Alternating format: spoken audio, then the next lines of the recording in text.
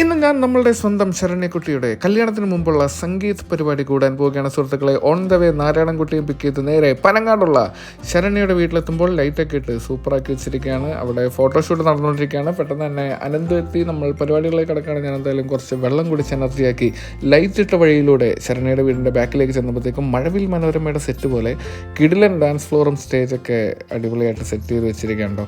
പെട്ടെന്ന് തന്നെ അളിയനെത്തി പരിപാടികൾ സ്റ്റാർട്ട് ചെയ്തു. ആദ്യം ശരണ്യ വന്നു. ഞങ്ങൾ സ്റ്റേജിൻ്റെ ഫ്രണ്ടിൽ തന്നെ ഉണ്ടായിരുന്നു കേട്ടോ. പിന്നെ അനന്തും വന്നു. അവരുടെ കുറേ കാര്യങ്ങളൊക്കെ സംസാരിച്ചു. അതിനുശേഷം ദുബായിൽ വെച്ച് അവർ ഷൂട്ട് ചെയ്ത ഒരു വീഡിയോ നമ്മൾ കണ്ടു.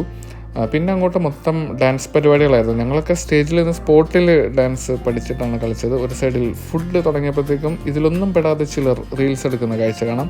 പിന്നെ അങ്ങോട്ട് പല വിധത്തിലുള്ള ഡാൻസ് പരിപാടികളായിരുന്നു കേട്ടോ.